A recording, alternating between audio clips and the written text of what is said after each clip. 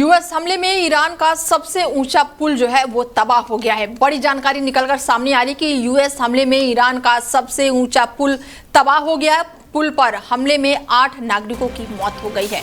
ऐसे में कई लोग गंभीर रूप से घायल बताए जा रहे हैं। ट्रंप बोले हैं कि अभी और बहुत कुछ बाकी है। अमेरिका और ईरान के बीच चल रही जंग अब खतरनाक मोड़ पर पहुंच चुकी है।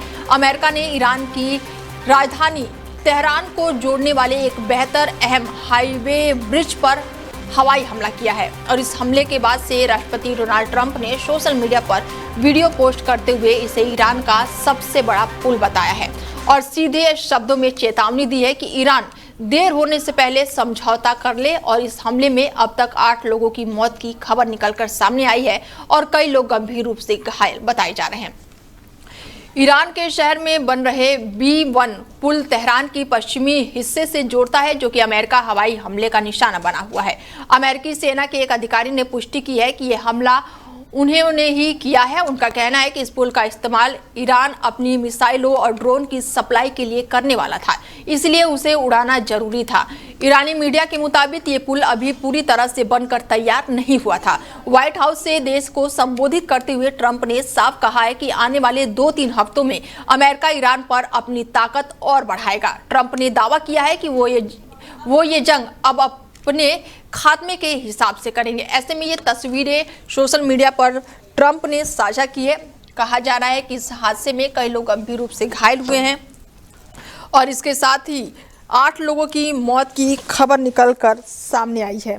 यूएस हमले में ईरान के पुल को नुकसान हुआ है। पुल पर आम नागरिक जो है 8 लोगों की मौत हुई है। बता दें कि पुल पर हमले में 8 नागरिकों की मौत हो गई है और कई लोग गंभीर रूप से घायल बताए जा रहे हैं। ट्रंप का दावा है कि वो अब ये जंग अपनी तरह से खत्म करेंगे। ऐसे में पुल को इस्तेमाल जो है वो पूरी तरह से ईरान द्वारा किया जा रहा था, जिसके बाद से अब पुल जो है वो तेहरान के पश्चिमी हिस्से से जोड़ा जा रहा था, जिसके बाद से पुल को ही निशाना बनाया गया है और इस पुल पर 8 लोगों की जान चली गई है। ऐसे में हमारे साथ सुधीर जी जुड़ चुके हैं, जो कि विदेशी मामलों के जानकार हैं। उनसे जानते हैं। सुधीर जी, बहुत स्वागत है आपका डेली 24 भारत में। आज इस महायुद्ध का 35 दिन हो गया है। लग नहीं रहा है कि आने वाले समय में अभी जल्द ही ये युद्ध थमेगा। देखिए, युद्ध शुरू होना जो पक्ष हैं उनके हाथ में बहुत बड़े पैमाने पे है, क्योंकि वो शुरू करेंगे तभी शुरू होगा। लेकिन युद्ध का समाप्त होना उन पक्षों के निर्णय से अलग परिस्थितियों पर भी निर्भर है। तो अभी की जो परिस्थिति है उसमें युद्ध के कुछ खास लक्ष्य थे, जैसे परमाणु हथियार जो ईरान के हैं उसका खात्मा करना और ईरान की पूरी इंफ्रास्ट्रक्चर को बर्बाद करना। तो मुझे लगता है कि 70% तो ईरान का इंफ्रास्ट्रक्चर बर्बाद हो चुका है 35 दिन में। बिल्कुल। लेकिन परमाणु हथियार का जो जखीरा है इस्फहान में, तंगाज में, इसके आंशिक नुकसान ही हुए हैं, पूरा नुकसान अभी तक नहीं हुआ है।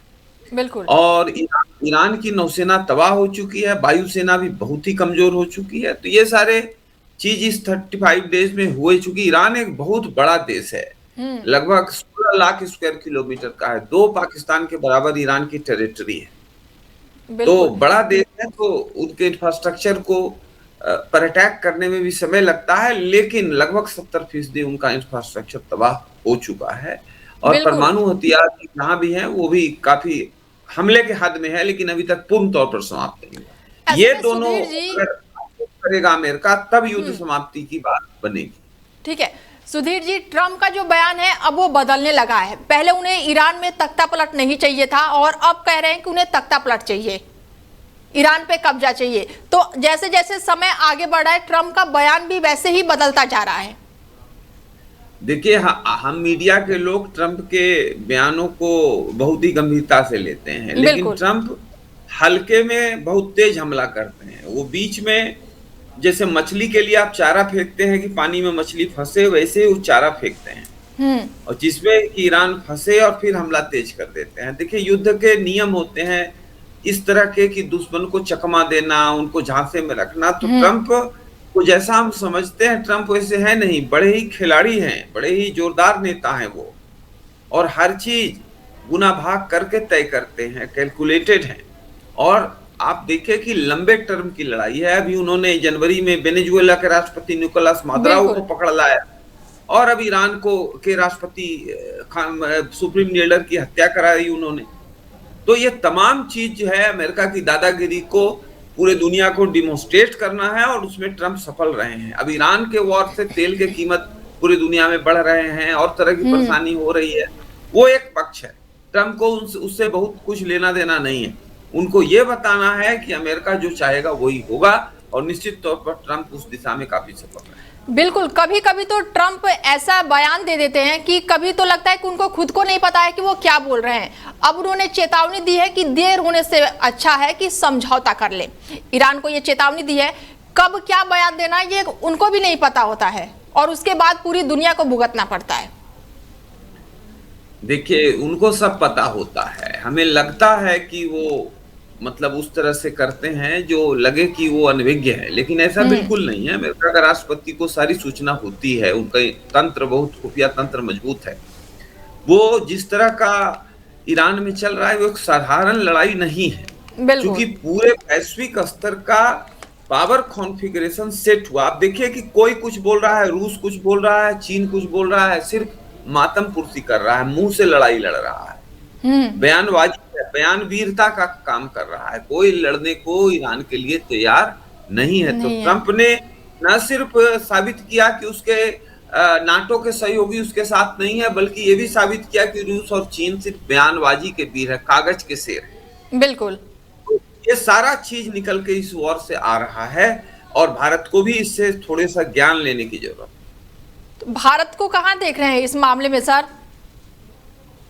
देखिए, भारत को हम कहीं नहीं देख रहे हैं। एक दो पक्ष है कि भारत में तेल के दाम बढ़ रहे हैं, गैस का हाहाकार है, वो सब अलग चीज है, वो तो नहीं आएगा तो होगा। लेकिन इस युद्ध से देखिए कि अमेरिका और इजराइल को कोई दुनिया में सपोर्ट नहीं कर रहा है, फिर भी वो मजबूती से लड़ रहे हैं। तो भारत को ज्ञान लेने की जरूरत है कि भैया आप अपनी तैयारी हरदम मजबूत रखिए, क्योंकि पाकिस्तान आपका नहीं, चीन मुख्य दुश्मन है, और वो रहेगा आगे 25, 30, 40 साल तक। तो आपकी तैयारी उस कदर होनी चाहिए कि आप चीन से लंबा जंग लड़ पाएं। ऐसी परिस्थिति 2 साल, 4 साल, 10 साल में आ सकती है, तो आपको तैयार रहना चाहिए। आपको बिल्कुल किसी के भरोसे नहीं रहना चाहिए। जब अमेरिका के सहयोगी उसके साथ नहीं आ पाए, तो हमारे साथ कौन आएगा? वहां लड़ने तो कोई नहीं आएगा, बयान मान देगा। तो हमको अपनी लड़ाई खुद लड़ने के लिए भी एक लंबा रणनीति बनानी। बिल्कुल, ऐसे में सुधीर जी भारत को पूरी तरह से मजबूत रहना चाहिए। निश्चित तौर पर आर्थिक तौर पर, टेक्नोलॉजी, साइंस के तौर पर भारत को बहुत मजबूत होना होगा, और ये बड़ी चीज होगी। और मुझे लगता है कि इससे काफी भारत आगे बढ़ेगा, वैश्विक पटल पर एक धमक बनाएगा। लेकिन इसके लिए लंबे रणनीति की जरूरत है, और राजनीतिक तौर पर भी एक सहमति की जरूरत है, जो भारत में बहुत कम है। यहाँ हर बात पर राजनीति होती है। वो जो तरीका है, वो संस्कृति है, उसको तिलांजलि देनी होगी नेताओं। ठीक है, सुधीर जी जुड़ने के लिए बहुत शुक्रिया आपका, धन्यवाद। जी, नमस्कार।